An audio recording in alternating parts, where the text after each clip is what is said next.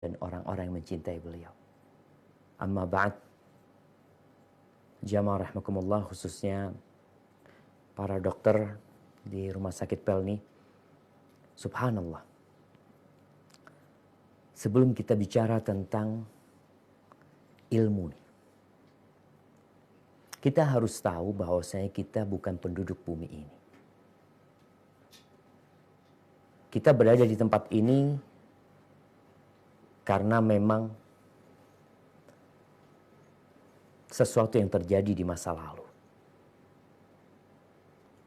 di mana ayahanda kita yang ditempatkan di surga melanggar perintah Allah Azza wa Jalla, yang akhirnya dia diturunkan di muka bumi. Kita nggak lama hidup di sini. Ini sebuah hakikat yang nggak perlu tanya sama siapa-siapa. Karena kita melihat dengan mata kepala kita sendiri. Apalagi ini dokter-dokter di rumah sakit. Bisa jadi pagi dia ketemu pasien yang mati, siang mati, sore mati, malam mati, pagi mati. Seperti itu. Kemana mereka pergi? Mereka masih punya rumah. Mereka masih punya kekayaan. Bahkan sebagian kekayaannya cukup untuk 100 tahun dia hidup. Tapi ternyata kekayaan dia tidak dapat menambah umur dia di muka bumi ini. Jangan bicara pasien. Dokternya pun akan meninggalkan bumi ini. Yang awalnya di atas bumi, dia akan masuk ke dalam perut bumi. Untuk apa kita diciptakan? Untuk cari makan? Untuk bekerja? Apa beda kita dengan kerbau? Kalau ternyata yang ada di benak kita, kita hanya cari makan. Kita hanya pekerja. Anak punya anak. Mereka juga mau sekolah. Mereka mau nuntut ilmu. Jadi anak harus bekerja demi masa depan mereka. Apa bedanya sama kerbau? Kalau ternyata itu yang ada di benak kita. Bekerja, makan, nikah. Bekerja seperti itu aja. Ketika Allah Jalla Jalaluhu menurunkan Nabi Adam bersama Hawa. Dan tentunya kita ada di sulbi Nabi Adam alaihissalam. Allah berpesan. Mungkin kita bisa baca pesan Allah ini di surat Al-Baqarah ayat 38. Nah, tafadhol, siapa yang mau baca?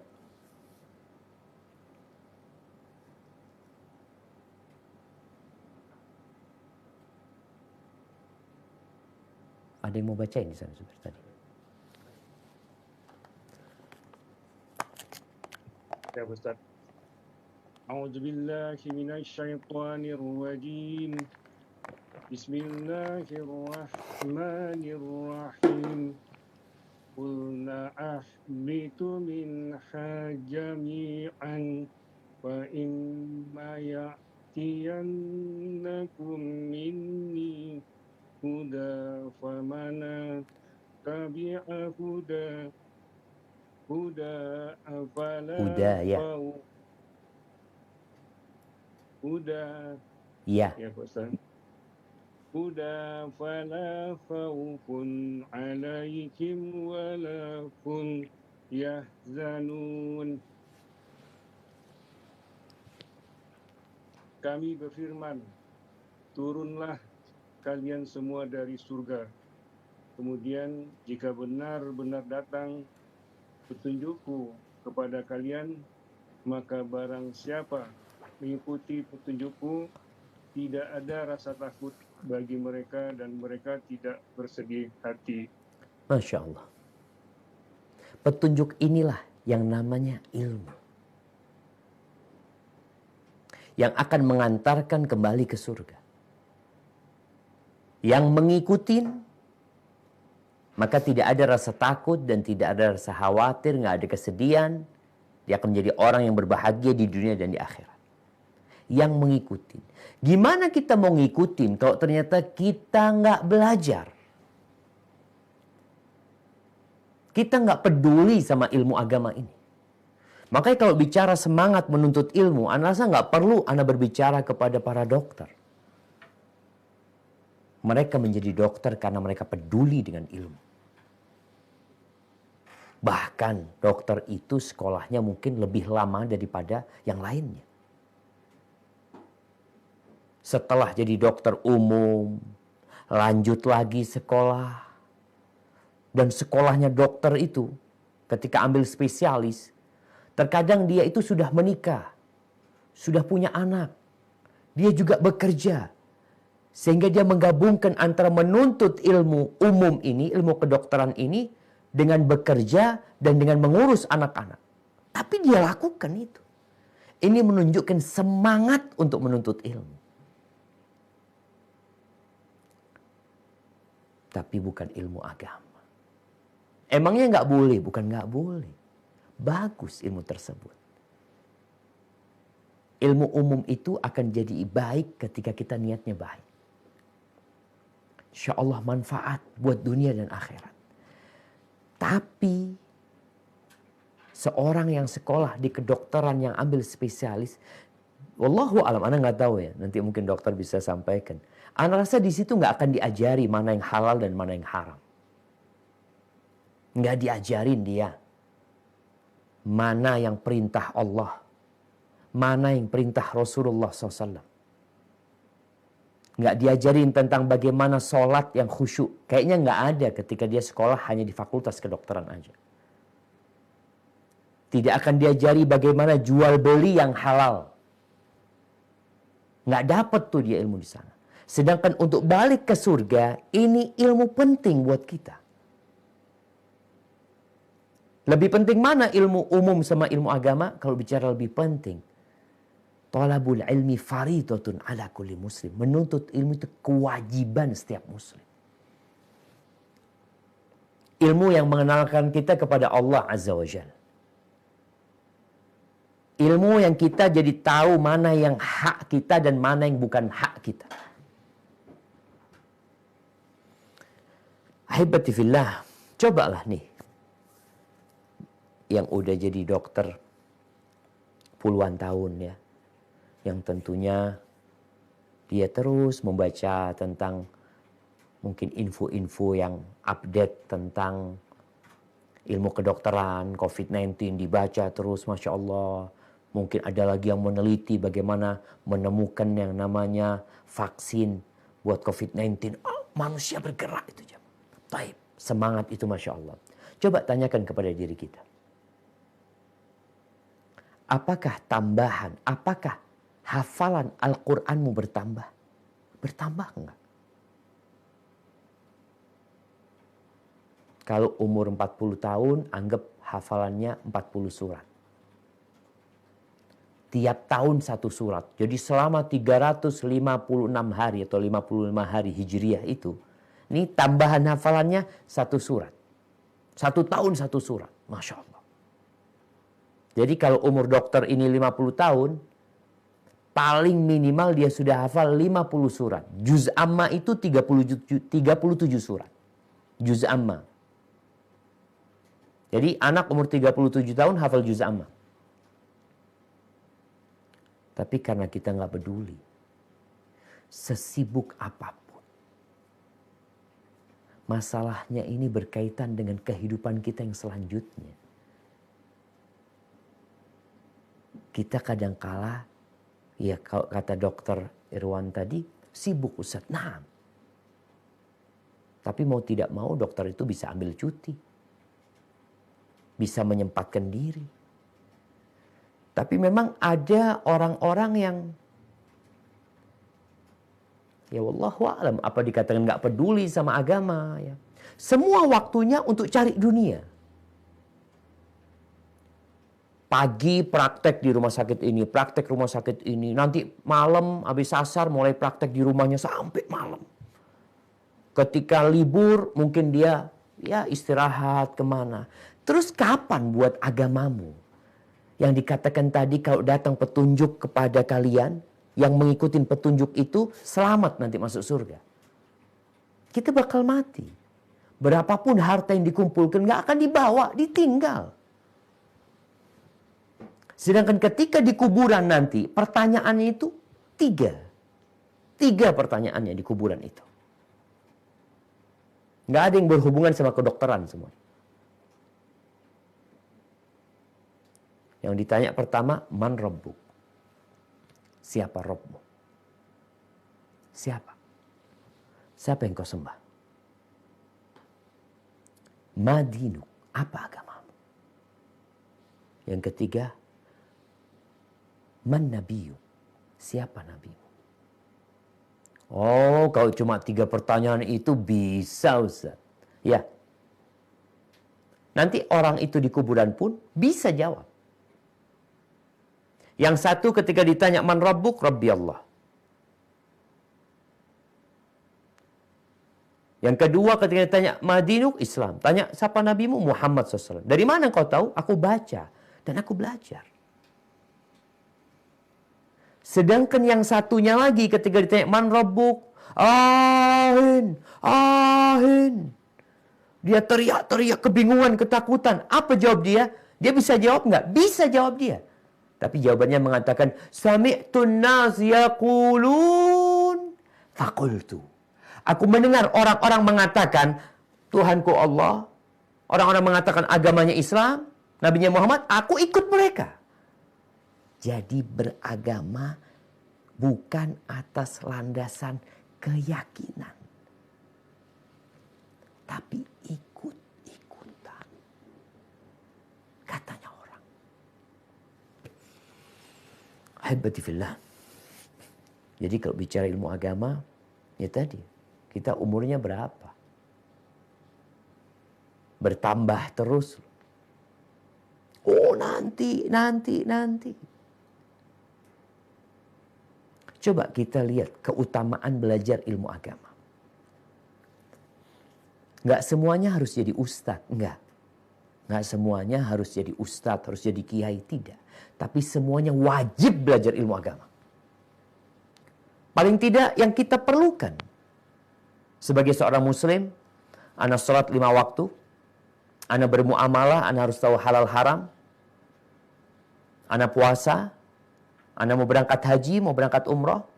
Karena terkadang ana masih ingat cerita dokter. Dulu dia kepala rumah sakit umum di Jakarta. Dia cerita. Ana jumpa dia di Madinah. Haji dan umroh apa umroh waktu itu. Dia cerita. Suatu hari saat pulang kerja anak antar istri beli bunga. Sekarang ini lagi rame bunga nih di masa pandemi ini. Dia antar istrinya beli bunga di pinggir jalan. Jakarta sana. Dia nunggu di mobil, istrinya turun, milih bunga.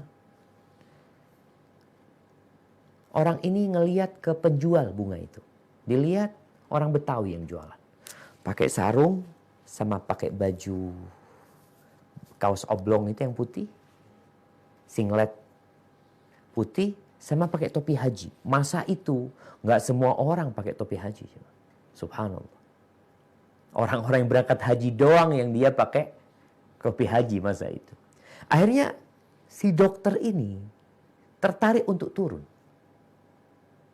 Akhirnya dia turun. Kepengen, masa orang kayak gini jualan bunga sudah berangkat haji, kata dia. Soalnya dia kepala rumah sakit belum berangkat haji, dia cerita. Akhirnya dia turun. Dia tanya. Assalamualaikum, ngobrol tanya. Bapak sudah haji, kata dia. Oh alhamdulillah sudah 2 kali. Bayangkan.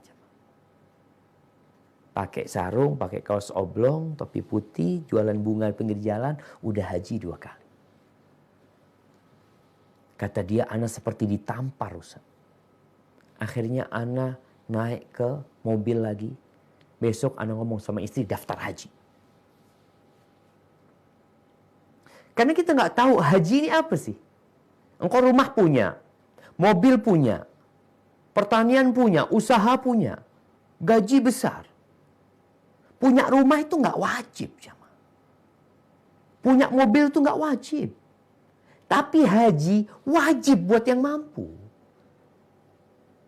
Tapi tidak sedikit di antara kita karena kekurangan ilmu tadi, nunda-nunda belajar ilmu umum yang dia kejar terus, sehingga kewajiban dia nggak tahu. Dia sudah berlibur mungkin ke Singapura, berlibur ke tempat-tempat lain. Mekah belum. Karena dalam bayangan dia haji itu kalau sudah tua mungkin. Haji itu kalau mampu. Engkau umur 17 tahun punya kemampuan, wajib berangkat haji. Umur 21 tahun punya kemampuan, wajib berangkat haji. Enggak nunggu 60 tahun berangkat haji. Ini pentingnya ilmu. Kita akan ditanya sama Allah Azza wa Jal tentang hartamu dipakai buat apa, dari mana engkau mendapatkan, dan untuk apa. Haibati fillah, di dalam hadis yang diriwayatkan Imam Tirmidzi, kita akan masuk kepada keutamaan belajar ilmu agama. Kalau ilmu umum itu keutamaannya, ya kalau bermanfaat, niatnya baik, insya Allah engkau akan dapat manfaat sesuai dengan ilmu yang kau pelajari. Qais ibn Kathir, seorang tabi'in, dia meriwayatkan bahwa datang seorang laki-laki dari kota Madinah, berangkat ke Damaskus. Dari Madinah ke Damaskus itu, jamaah, ya mungkin sekitar 20 harian. Lebih lah. Dia datang ke Damaskus untuk menjumpai sahabat Nabi yang tinggal di Damaskus, yang bernama Abu Darda radhiyallahu anhu. Ketika udah di hadapan Abu Darda, ditanya sama Abu Darda, "Ma aqdamaka ya akhi?" Apa yang membuatmu datang ke sini? Qala hadithun balaghani annaka tuhaddithuhu an Rasulillah sallallahu alaihi wasallam. Sebuah hadis, satu hadis yang berita telah sampai kepadaku kalau engkau mendengar hadis itu dari Nabi SAW. Ini sahabat Nabi. Ingin mendengar dari sahabat yang dengar langsung dari Nabi SAW. Apa kata Abu Darda? Majita li hajah. Engkau datang bukan karena punya urusan di Damaskus ini? Qala la. Mungkin pikirnya Abu Darda datang sekalian gitu loh. Ada urusan ini itu. Mama qadimta li tijarah, engkau datang bukan untuk berniaga? Qala la. Enggak sama sekali. Ma ji'ta illa fi talabi hadzal hadis, engkau datang hanya untuk mendengarkan hadis ini? Qala la. Iya. Bayangkan jawab. Perjalanan dulu tadi 20 hari naik onta hanya untuk satu hadis. Sekarang ustadznya nggak perlu datang, jamaahnya nggak perlu datang. Dengan pandemi ini, semua ada di ruang masing-masing. Semua duduk di rumahnya. Yang ada di kantornya, yang mungkin di atas mobil pun dia dapat menyimak ilmu. Bukankah Allah sudah baik sama kita? Apa kata Abu Darda kepada orang ini? Beliau mengatakan, fa inni sami'tu Rasulullah sallallahu alaihi wasallam yaqul.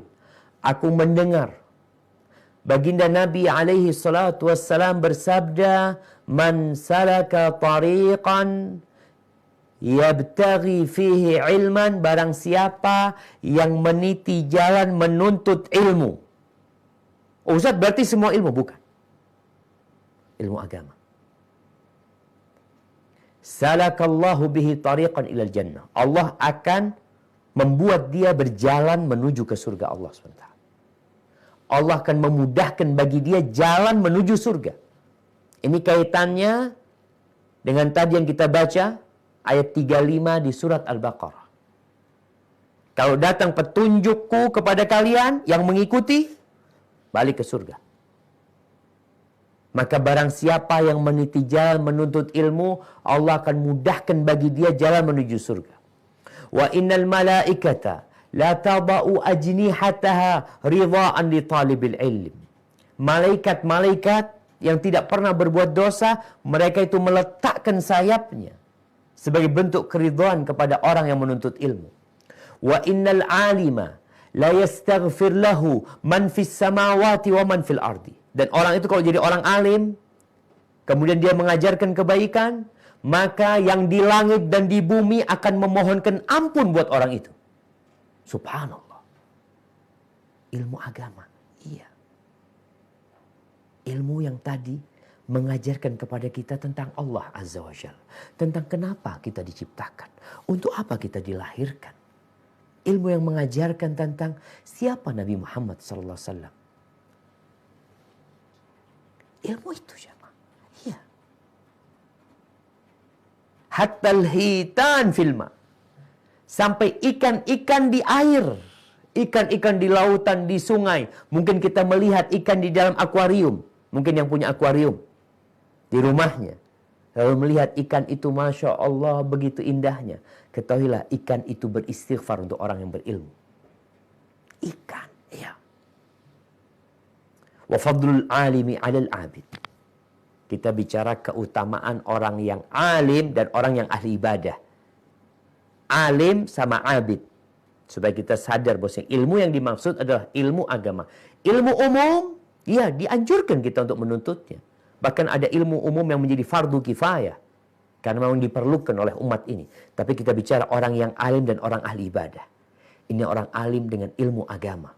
Mengajarkan ilmunya. Mengajak orang untuk menuju kepada Allah Subhanahu wa ta'ala. Ini orang ahli ibadah. Dia kerjanya ibadah terus mendekatkan diri kepada Allah Azza wa Jalla. Bagaimana keutamaan dua orang ini? Perbedaannya. Ini kalau ada dokter yang ahli ibadah dan dokter yang berilmu. Ada dokter fulan, ya dia sibuk dengan kerjaannya, tapi dia ahli ibadah. Masya Allah, Ustaz, sholatnya 5 waktu ya. Orang yang selalu berzikir, Masya Allah. Yang satu berilmu, dengannya dia mengajak orang lain untuk mengamalkan ilmu tersebut ya.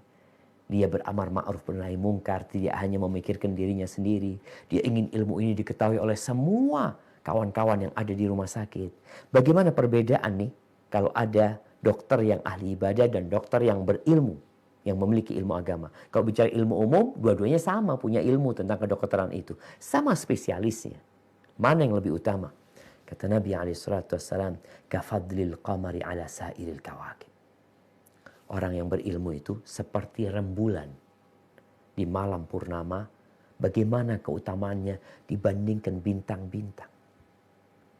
Bintang-bintang itu jadi redup ya, ketika purnama itu muncul.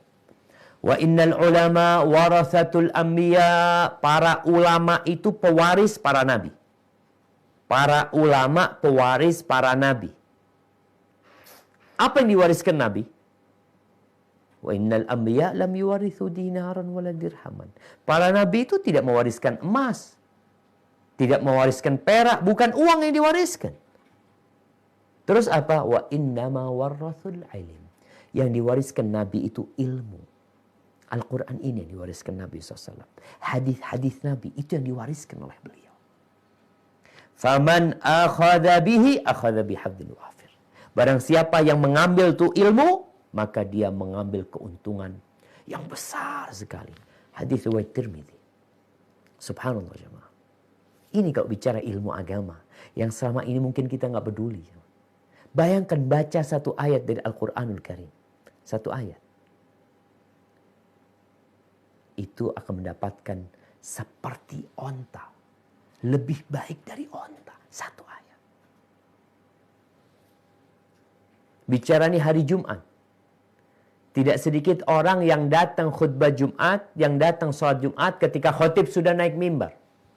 Padahal malaikat-malaikat udah tutup buku ketika itu. Orang yang datang di awal waktu akan tertulis ka'annama qarraba badana. Seakan-akan nih orang yang datang di awal, seakan-akan dia berkorban 1 ekor onta. Subhanallah. 1 ekor onta. Harga 50 juta, iya mungkin. Gimana bayangin kau datang di awal waktu seperti berkorban 1 ekor onta. Di waktu yang kedua seperti seekor sapi. Di waktu yang ketiga seperti seekor kambing dia korbankan. Dia nggak keluar duit jemaah, tapi tertulis dia pahala seperti berkorban 1 ekor onta. Kau suruh mengeluarkan tiap Jumat 50 juta. Allahu Akbar, berat Ustaz. Tapi kau bisa. Yang datang di waktu ketiga, yang datang di waktu yang keempat, nantinya ya seperti ayam, nanti terakhir seperti telur. Iya, masih manfaat lah, masih tertulis dia seperti berkorban telur. Kalau khatib sudah naik mimbar, mereka tutup buku. Satu telur pun kau nggak dapat. Tapi kita melihat banyak orang yang bertahun-tahun hidup seperti itu kelakuannya.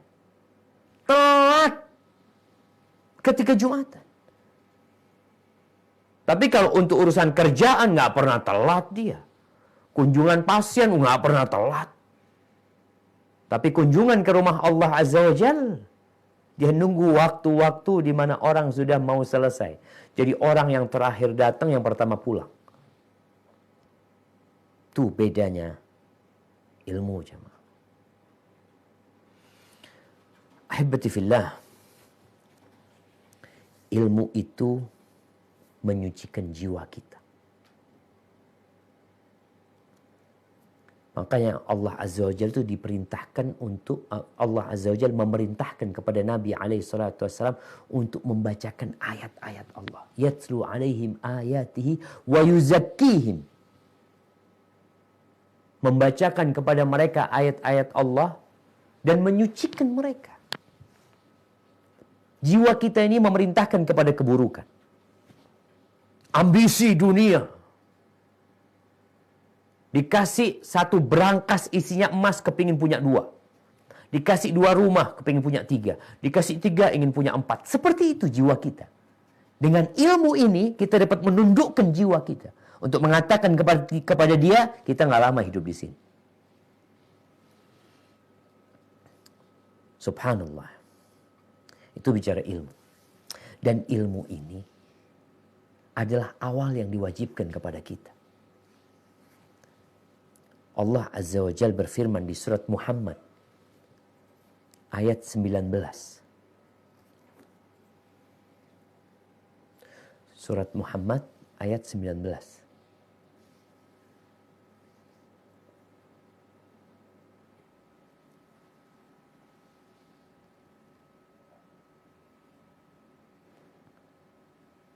Nah, tafadhal dok.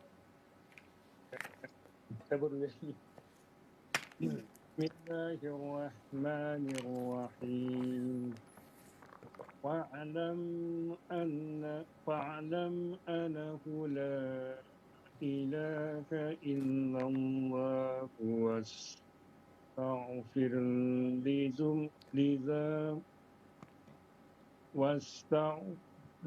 واستغفر لذنبك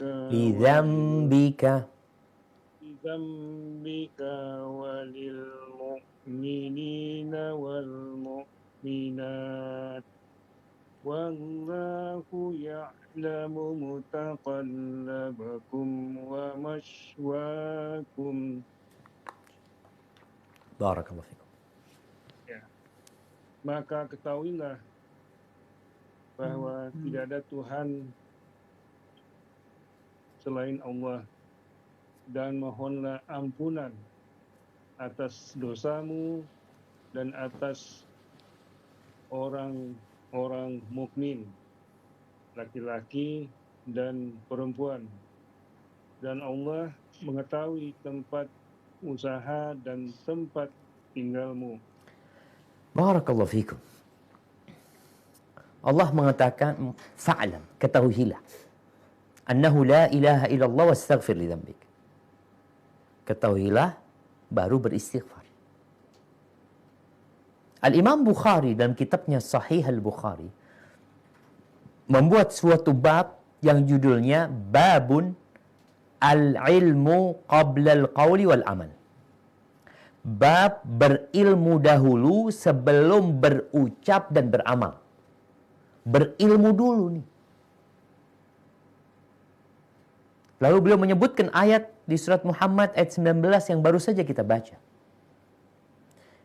Sedangkan banyak di antara kita beramal bertahun-tahun tanpa ilmu. Ketika ditanya, engkau ini beramal ini, emangnya Nabi ngamalkan? Nabi nyuruh. Memang seperti itu syariatnya. Kadang-kadang enggak. Kenapa kita lihat di masyarakat kadang-kala ada ritual-ritual, ya contohnya mungkin kalau bangun rumah kasih sesajen di pojok rumah, muslim dia di pojok rumah dikasih sesajen. Ketika dia melakukan ini, apakah dia melakukan perbuatan itu dengan ilmu atau tidak? Kebanyakan enggak. Kalau ditanya kenapa, ya dari nenek moyang kita. Beribadah itu nggak kayak gitu. Kita diciptakan untuk mengabdi kepada Allah, makanya perlu belajar dulu. Nabi kalau punya anak, diapain sih anaknya? Apa yang dilakukan? Fa'lam. Baru beramal. Maka ilmu ini benar-benar akan menyucikan jiwa. Dan ilmu ini cahaya loh jemaah. Cahaya. Ketika kita masuk ke dalam ruangan. Yang di ruangan itu ada ular. Ada ular di sana. Ada kalajengking. Ada duri, ada pecahan kaca, ada beling. Lampunya mati. Kira-kira siapa yang selamat melewatin ruangan tersebut? Yang bawa senter. Dia lihat, oh ada ular di sana. Mungkin dia pakai kayu, dia pentung tuh. Dia lihat, oh ada beling di sana, dia singkirkan. Dengan apa? Dengan ilmu. Sedangkan dalam kehidupan ini subhanallah, ada banyak perintah-perintah Allah, ada banyak larangan-larangan Allah. Di situ ada juga jebakan-jebakan iblis. Yang tatkala dia diturunkan bersama Adam alaihissalam dari surga, dia bersumpah mengatakan kepada Allah, la ughwiyannahum ajma'in, aku akan benar-benar menyesatkan mereka semuanya. Kecuali hamba-hamba Allah yang ikhlas, yang dipilih sama Allah Jalla Jalaluh. Disinilah pentingnya itu ilmu, cahaya ilmu itu. Dokter aja kita lihat, kalau dalam menangani pasien nggak punya ilmu, bisa jadi dia bunuh itu pasien. Kalau nggak benar-benar dia ketika memberikan resep itu berdasarkan ilmu.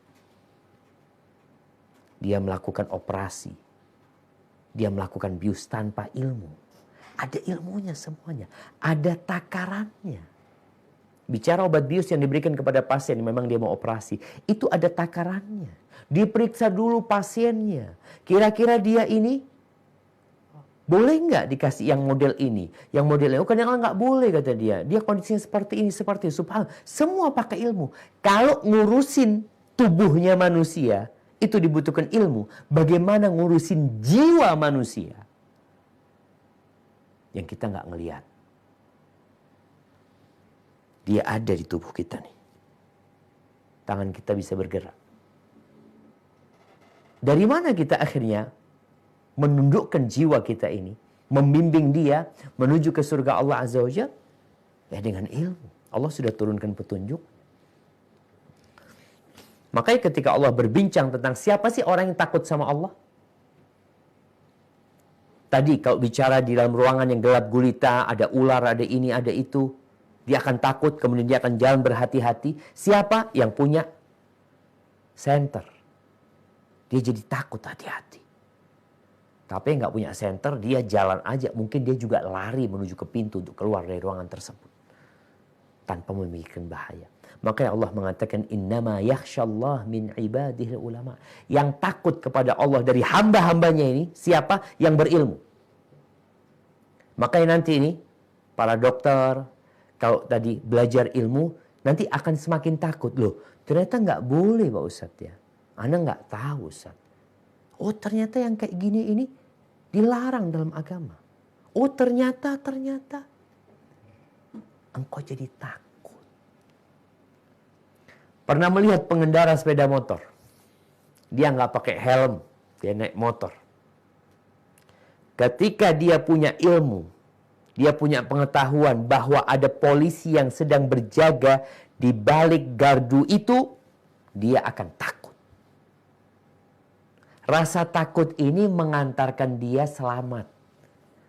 Nggak jadi kena tilang dia. Karena ada rasa takut tadi, berdasarkan ilmu. Coba dia nggak tahu bahwasanya di balik gardu itu ada polisi. Dia jalan aja terus tanpa helm. Tahu-tahu di stop sama polisi. Ya Allah. Di sini pentingnya ilmu. Ketika dia tahu, nggak jadi kena tilang dia. Jadi rasa takut itu menyelamatkan sebenarnya. Karena ada orang yang berpandangan, ya Allah, agama itu memberatkan Ustaz. Anak sejak belajar agama, kok jadi takut Ustaz ya? Loh memang seperti itu. Untuk apa? Untuk balik ke surga. Kalau kita nggak berhati-hati, Nabi Adam alaihissalam diturunkan dari surga karena makan satu buah. Bukan 2 buah. Dari satu pohon juga. Tapi udah dikasih tahu jangan gitu loh. Ahibati fillah. Ilmu agama ini adalah karunia Allah. Bahkan tanda Allah cinta sama hamba. Bukan ilmu kedokteran kalau kita bicara sama para dokter ya.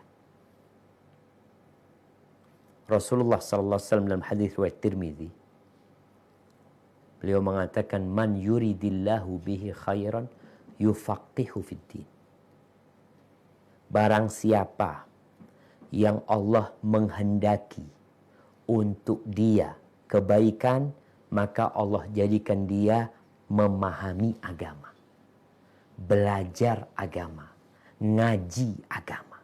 Fiddin, din itu agama. Coba lihat kita, selama bertahun-tahun kita nggak pernah punya kesempatan datang ke majelis ilmu, kajian. Ustaz, ana punya pasien ini itu.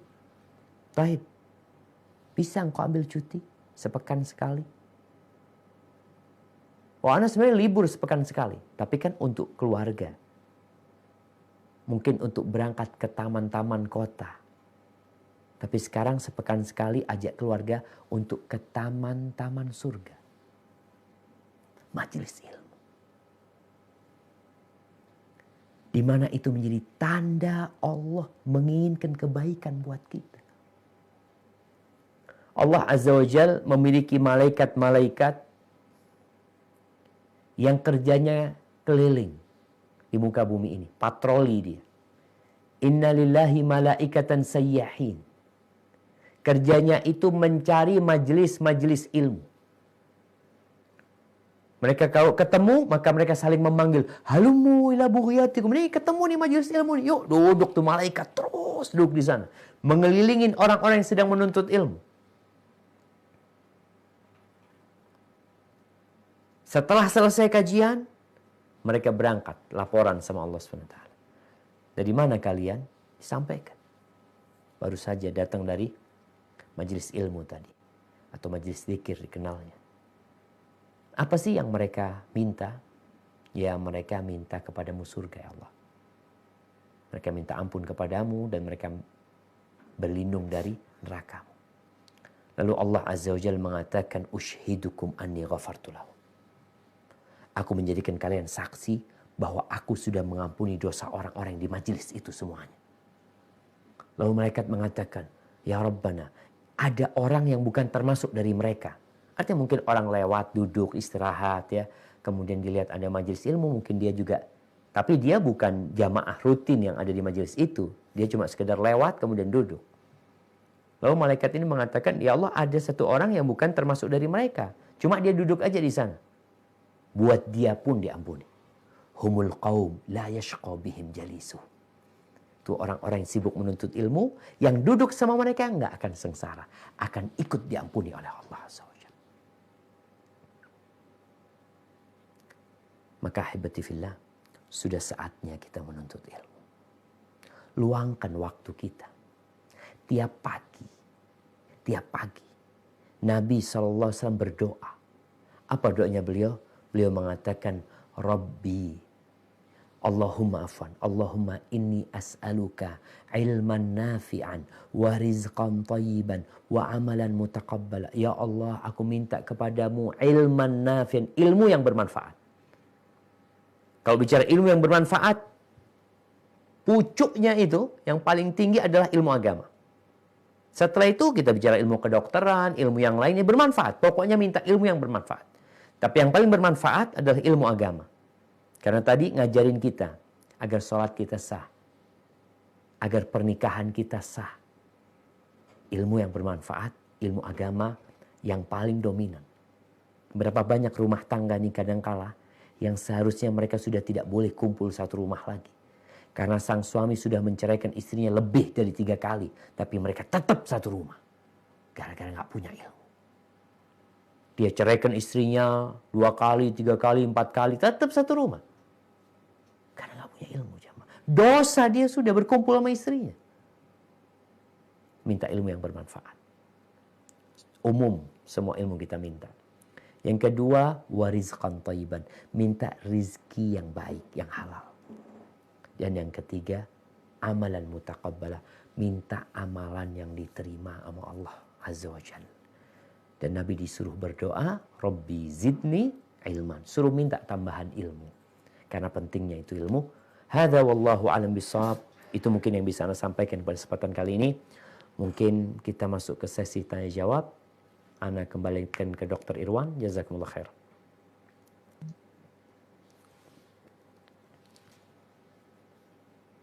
Ya Pak Ustadz, ada beberapa pertanyaan yang masuk pada kami. Tapi ada satu pertanyaan yang menarik nih Pak Ustadz, yang perlu segera saya prioritaskan. Kenapa menarik? Agak menyimpang dari topik kajian kita, tetapi ini berhubungan sedikit dengan dodo, sehingga perlu saya sampaikan secara maksudnya skala prioritas. Baik, saya sampaikan pertanyaannya Pak Ustadz. Naam, Dok. Ya.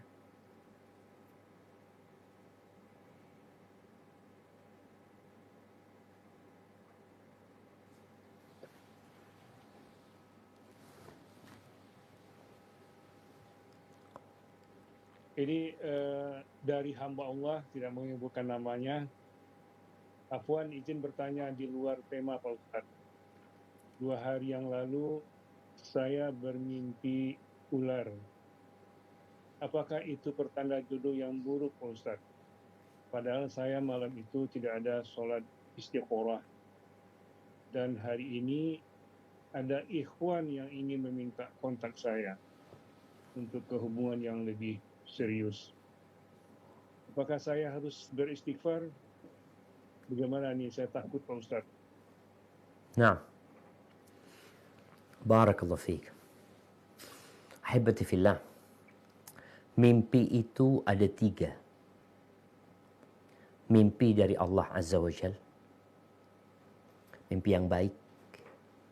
Seperti mimpinya Nabi Ibrahim alaihissalam. Yang kedua, ada mimpi yang dari syaitan. Mimpi-mimpi buruk. Yang ketiga, ada mimpi yang bunga tidur. Karena sebelum tidur mikirin kepingin motor moge, motor gede, tahu-tahu mimpi dia naik moge. Itu bawaan tidur. Bawaan sebelum tidur maksudnya. Adapun mimpi yang baik, tugas kita tatkala mendapatkan mimpi itu jangan cerita kepada sembarang orang. Ceritakan kepada orang yang mencintaimu. Kalau mimpi itu kebaikan. Ceritanya Nabi Yusuf bermimpi, kata bapaknya, la taqsus ru'yaka ala ikhwatika. Engkau jangan ceritakan mimpimu kepada saudara-saudaramu. Karena takut nanti ada orang yang hasud. Ketika mimpi buruk, jangan ceritakan kepada orang lain juga. Takut nanti ditakwilkan yang macam-macam. Sehingga jadi beban buat engkau. Apa yang harus dilakukan? Katakan, a'udzubillahi minasyaitonirrajim. A'udzubillahi minasyaitonirrajim. Kemudian meludah ke kiri sebanyak 3 kali. Baik, kalau sekarang bicara tadi, mimpi ular. Ya bisa jadi itu bunga tidur. Karena kita baca berita tentang adanya ular kobra yang sedang menyerang rumah warga. Tahu-tahu kita mimpi ular. Atau mimpi itu memang dari syaitan. Apa yang perlu dilakukan? Berlindunglah kepada Allah Azza wa Jalla. Karena kadangkala orang yang mimpi buruk itu benar-benar ada yang mau niat buruk sama dia. Bisa sihir ya. Tapi kalau bicara sekarang seorang ikhwan tadi yang melamar. Kalau bicara dia mau lebih serius ya. Nggak perlu dia minta nomor teleponmu. Yang pertama tanyakan, sampaikan kepada dia, kalau mau kenal aku silahkan. Aku fulan, kasih CV-nya umpamanya. Kemudian coba tanyakan tentang aku kepada kawan-kawanku. Kalau memang ada yang ingin ditanyakan secara khusus, mau via telepon, mungkin diperbolehkan apabila komunikasinya yang wajar-wajar aja. Setelah itu minta dia untuk datang, kalau memang dia serius. Tapi kalau tidak, karena ta'aruf dalam Islam ini berbeda dengan pacaran. Sekarang sudah mulai ta'aruf ini menjadi pacaran, tapi pakai bahasa Arab, ta'aruf. Karena apa? Oh, ta'aruf sudah 3 bulan, sudah 4 bulan, sudah 6 bulan. Bukan ta'aruf engkau. Cukup sepekan untuk mengenal orang itu dengan cara mencari orang-orang yang sudah kenal sama dia. Kita tanya, fulana tetangganya fulana. Kita tanya, engkau kan bertetanggan sama dia sudah puluhan tahun. Gimana fulana? Sama kawan-kawannya. Kalau dia seorang dokter, tanya sama rekan-rekannya. Gimana dia? Bukan akhirnya ngomong ngalor ngidul yang gak jelas ya. Enggak. Maka hati-hati. Yang dengan yang seperti itu, maka semoga Allah Azza wa Jalla memberikan petunjuk kepada para akhwat ya, pada para perempuan. Jangan sampai salah memilih pasangan hidup. Mungkin engkau perlu bersabar menanti mencari tahu tentang dia. Kalau dia ingin tahu tentang engkau kasih CV. Kalau memang ada yang ingin dibicarakan, kalau memang dia bisa datang ke rumah, tidak berduaan, ada orang tua di sana, apa sih yang ingin diketahui tentang dia? Mungkin seperti itu. Hada wallahu a'lam bissawab. Nah. Baik Ustaz, ini juga ada pertanyaan yang cukup menarik juga, karena dalam pertanyaan ini dia seolah-olah ragu atau galau dalam mengambil sikap Pak Ustadz. Saya bacakan pertanyaannya. Assalamualaikum Pak Ustadz. Waalaikumsalam warahmatullahi wabarakatuh. Saya adalah mahasiswi yang sedang merasa bosan dan bahkan pernah enggan untuk belajar ilmu umum dan ingin berhenti kuliah. Karena ilmu umum membuat saya sulit sekali meluangkan waktu untuk belajar agama. Karena saya sadar ilmu agama saya sangat sedikit. Bagaimana saya menyikapi ini Pak Ustadz? Agar bisa belajar ilmu agama dan bisa juga menyelesaikan studi. Jazakallah khairan Pak Ustadz. Barakallahu fikum. Nah, jamaah. Yang pertama, buat yang kuliah,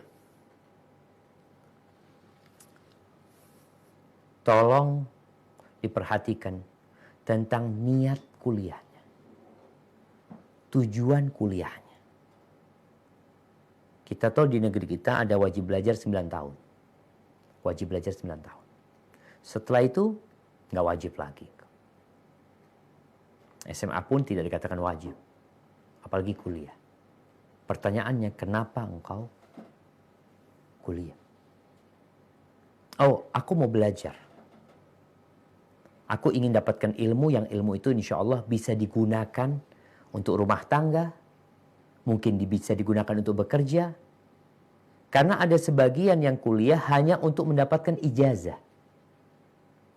Sehingga dia nggak peduli dengan ilmu yang ada dalam masa perkuliahan. Karena buat dia nanti dia perlu ijazah untuk ngelamar kerja. Sehingga niat dia dari awal bukan ilmu. Ini bicara ilmu umum ya. Niat dia itu cuma mendapatkan ijazah. Ini yang akhirnya dia menghabiskan waktu tanpa manfaat. Padahal dia lebih produktif kalau kerja. Dia mendapatkan uang umpamanya seperti itu. Ini bicara secara umum teman-teman yang kuliah. Maka tolong niatnya diperhatikan. Baik, kalau bicara seorang perempuan, dia tahu dia nanti akan menikah, dia akan menjadi seorang ibu, maka engkau lihat ilmu yang kiranya engkau dapat pelajarin dan manfaat buat dirimu dan buat keluargamu nantinya. Kalau memang tadi dia nggak berpikir untuk bekerja, enggak, anak nanti Ustaz kalau sudah nikah ya udah anak ikut suami gitu loh. Karena suami anak yang wajib memberikan nafkah kepada anak gitu loh. Memang seperti itu. Kalau sekarang nih galau. Kegalauan seorang siswi, lihat nanti. Kira-kira engkau manfaat nggak kuliah nih dengan ilmu yang engkau ambil. Kalau kiranya kayaknya manfaatnya kurang Ustaz ya. Baik, engkau bisa ganti belajar ilmu agama yang lebih bermanfaat. Tapi kalau enggak Ustaz, ini manfaat Ustaz. Nah, kalau itu manfaat, maka berdoalah minta sama Allah SWT.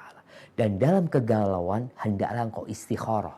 Minta pilihan sama Allah SWT. Ya Allah, ana punya 2 pilihan. Ana berhenti kuliah, ana belajar ilmu agama, sama-sama belajar. Tapi beda tema yang dipelajarin. Maka kalau ternyata pilihannya nanti enggak, dua-duanya bisa berjalan bareng. Contohnya, ya alhamdulillah kita ini punya waktu ya. Wallahu a'lam, ana nggak tahu kalau tadi dikatakan belajarnya terlalu sibuk ya. Ana lihat mahasiswa itu ya nggak terlalu sibuk-sibuk kali dia.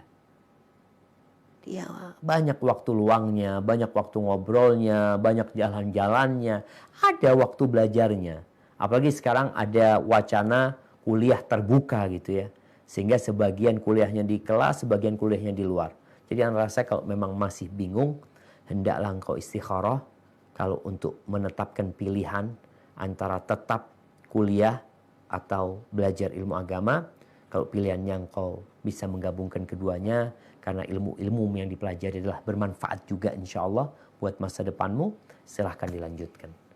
Hadza wallahu a'lam bishawab. Nah. Sebetulnya masih banyak pertanyaan nih Pak Ustadz. Berapa pertanyaan lagi yang harus kita sampaikan? Mungkin bisa 3 lagi dok. 3 Pak Ustadz ya. Insya Allah dok. Nah, ya, kami sudah menseleksi beberapa pertanyaan. Tidak semua juga pertanyaan kami sampaikan ke Pak Ustadz. Di samping waktu, juga ada bobot pertanyaannya kurang, ada hal yang lebih banyak yang penting daripada yang lainnya. Maka ini ada juga satu pertanyaan.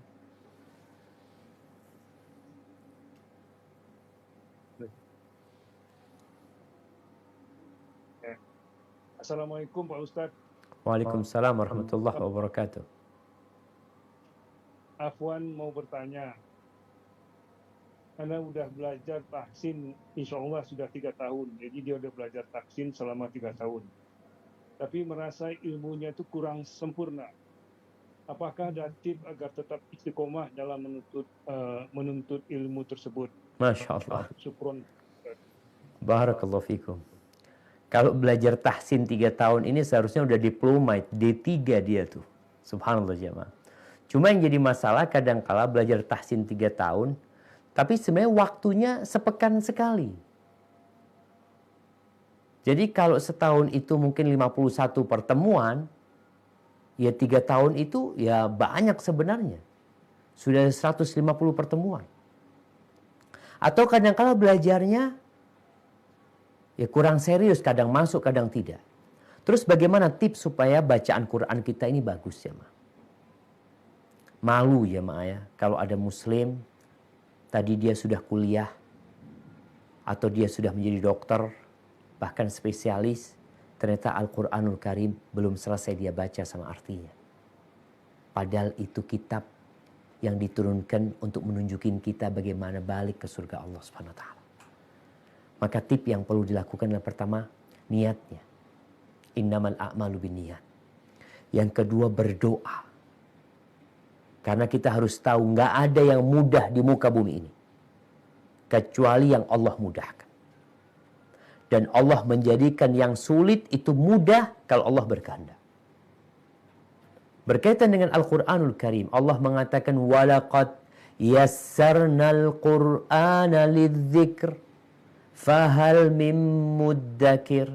Dan kami benar-benar telah memudahkan Al-Quran untuk diingat. Tapi adakah orang yang memang mau mengingatnya gitu? Ini mungkin masalah kita. Kalau dikatakan 3 tahun, waktunya cukup lama. Cuma tadi berapa kali pertemuan. Setelah bertemu kita praktekkan tidak. Walhamdulillah sekarang sarana teknologi ini sangat membantu kita. Kita bisa mendengarkan bacaan Syekh Sudais umpamanya, Al-Fatihah. Ini yang paling penting. Udah benar nggak bacaan Al-Fatihah kita?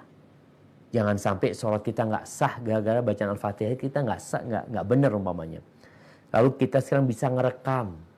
Bacaan kita rekam. Terus kita kirimkan ke Ustadz. Ustadz tolong Ustadz, bacaan ana udah benar nggak? Karena kadang-kala kita nih merasa sudah baik karena tidak ada yang mengontrol. Hanya orang lain yang membantu kita untuk mengevaluasi bacaan kita. Insya Allah itu akan lebih mudah. Dan jangan pernah putus asa. Orang yang belajar baca Al-Quranul Karim itu dan susah, dia dapat 2 pahala double. Tapi yang bacaannya baik, yang mahir dalam membaca Al-Quran, dia kedudukannya bersama malaikat-malaikat yang baik pula, jemaah. Hadza wallahu a'lam bissawab.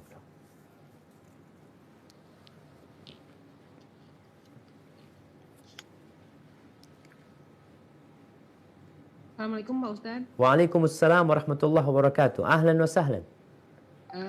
Pak Ustadz, Afwan, mohon masukan.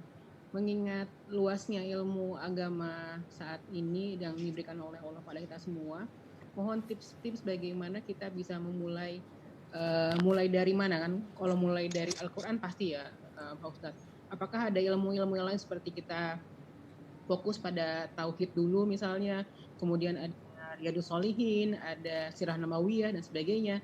Karena dilihat dari sini waktu kita pasti terbatas pastinya. Dan tips-tips apa yang bisa Pak Ustadz share ke kami semua agar kita bisa istiqomah untuk dalam belajar, misalnya kita waktu dalam seminggu atau sehari membaca Ibnu Katsir misalnya, mungkin bisa diberi masukan seperti itu Pak Ustadz. Terima kasih. Masya Allah, barakallahu fikum dok.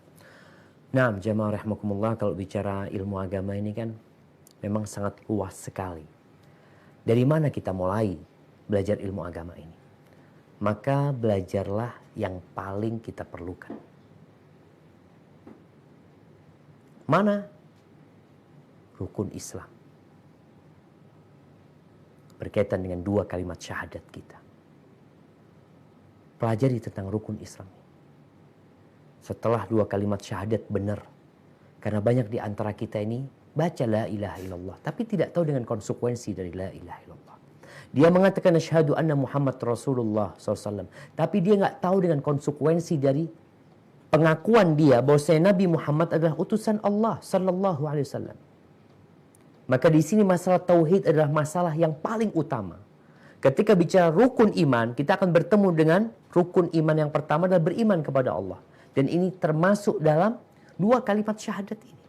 Setelah itu pelajari tentang sholat. Sholatnya engkau tiap hari sholat. Kita 5 waktu sholat. Jangan sampai ada orang yang sholat selama 60 tahun kata Nabi SAW, satu pun sholatnya nggak diterima. Setelah 2 kalimat syahadat kita benar, maka berpindah kepada masalah sholat kita. Lalu kalau nanti kita termasuk orang, kemudian setelah itu puasa. Karena kita tiap tahun ketemu sama ibadah puasa ini. Setelah itu baru bicara yang punya kewajiban zakat, punya kewajiban haji. Setelah itu rukun iman. Kita dalamin lagi nih tentang masalah keimanan.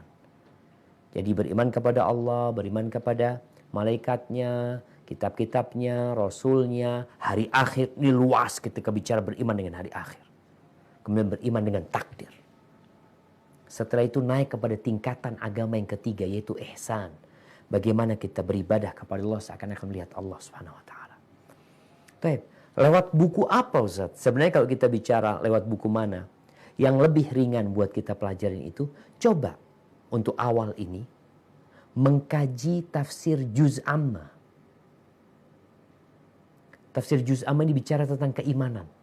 Jadi ayat-ayat yang awal turun di kota Mekah itu adalah yang berada di Juz Amma rata-rata. Hanya ada 3 surat yang turun di Madinah. Maka coba pelajari Juz Amma tadi. Insya Allah dengan cara seperti itu kita menguatkan keimanan kita. Kalau bicara berapa kali dalam sehari. Haibati fillah. Kita itu harus punya komitmen dengan diri kita. Anggap kita bicara Juz Amma itu 37 surat. Ya tinggal kita bagi. Kalau satu pekan, satu surat Anda pelajarin, berarti sebelum setahun udah selesai juz amma.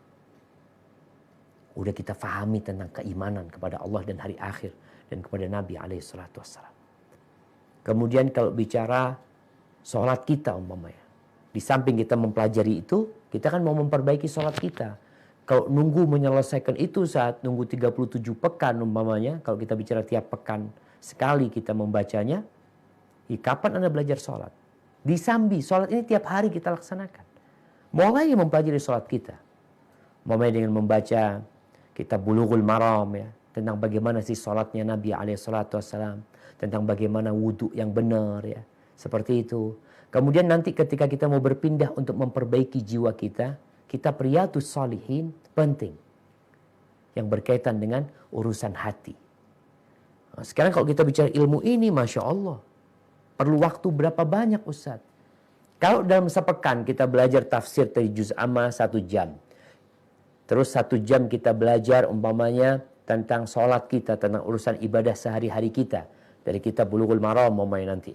Kemudian 1 jam berkaitan dengan Riyadhus Shalihin. Berarti butuh 3 jam dalam sepekan. Dan ana rasa kita punya waktu untuk itu. Dan dalam rangka ke sana berdoa lagi, minta sama Allah. Terkadang kita mengatakan, aduh gak punya waktu. Bukan gak punya waktu. Sepertinya waktu kita gak berkah. Karena waktu kita sama waktu orang itu sama 24 jam. Kenapa mereka bisa? Kenapa aku gak bisa? Kadangkala masalahnya perbedaan ambisi. Mungkin seperti itu dokter yang bisa kita lakukan. Wallahu a'lam bishawab. Nah.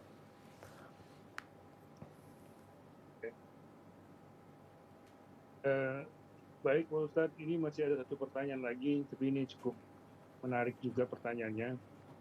Saya bacakan Pak Ustadz.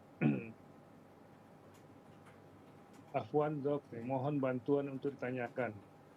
Assalamualaikum Pak Ustadz. Waalaikumsalam warahmatullahi wabarakatuh.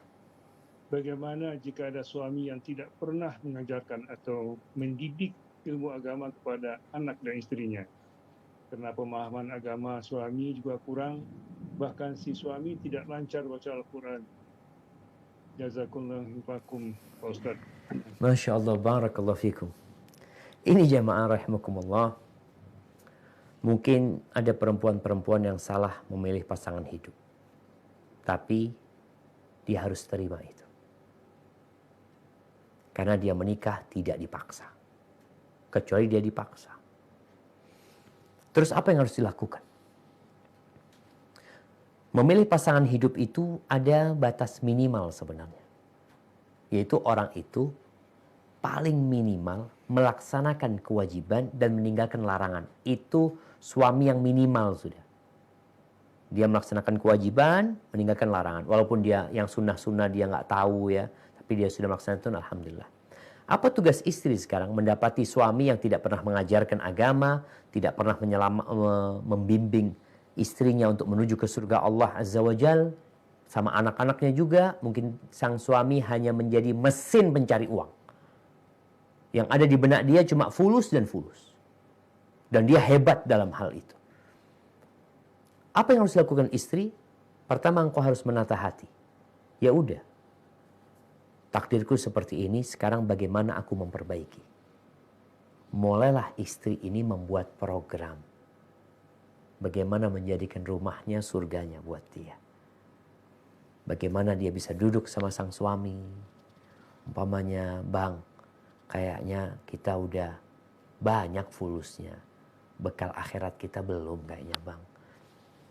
Sharing sama suami. Minta pendapat dia. Kita panggil guru ngaji yuk umpamanya.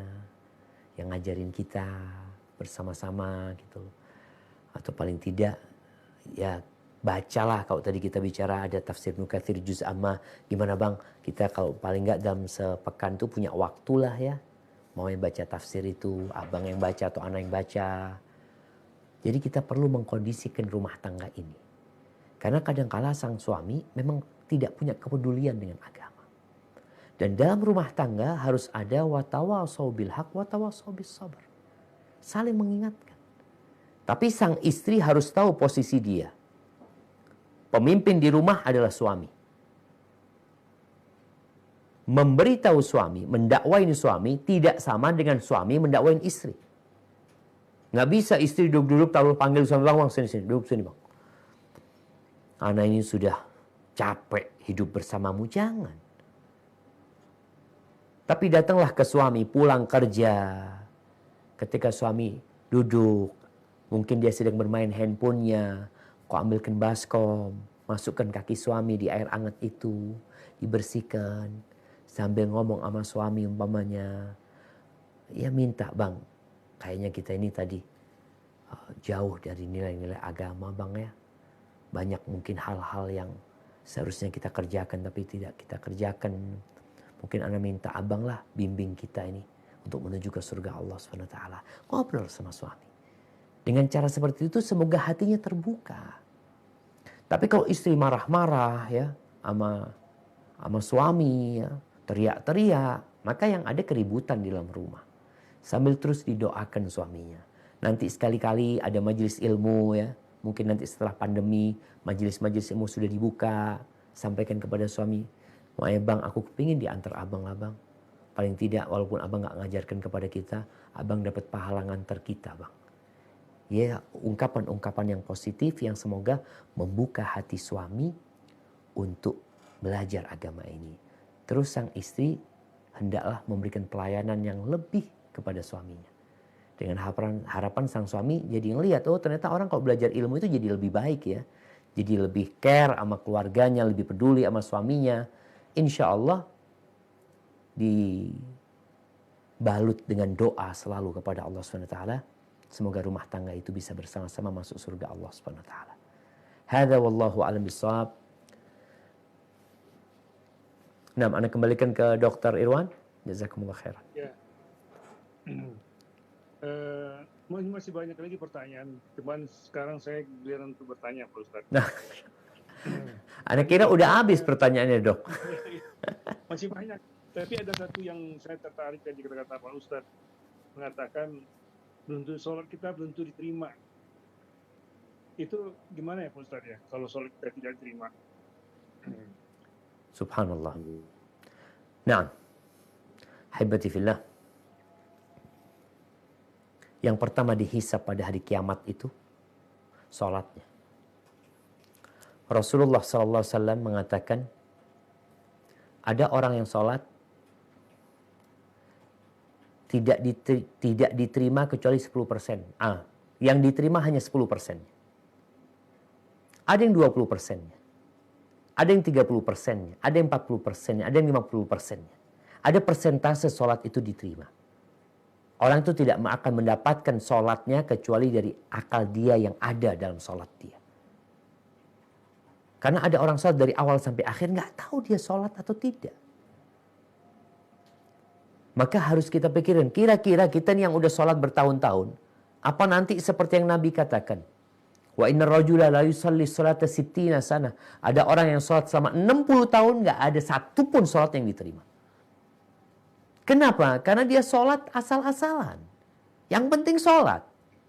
Yutimmu ruku'ahu wa la yutimmu sujudahu. Rukuknya sempurna, sujudnya nggak sempurna. Sujudnya sempurna, rukuknya yang tidak sempurna. Bahkan kita hafal semua. Firman Allah Jalla Jalaluhu, fawailul lil musallin. Celakalah buat orang-orang yang sholat. Bayangkan, orang ini sholat. Jangan bicara yang tidak sholat ya. Orang yang sholat pun belum tentu selamat. Karena sholatnya nggak benar. Alladzina hum an sholatihim sahun. Mereka sholat tapi lalai.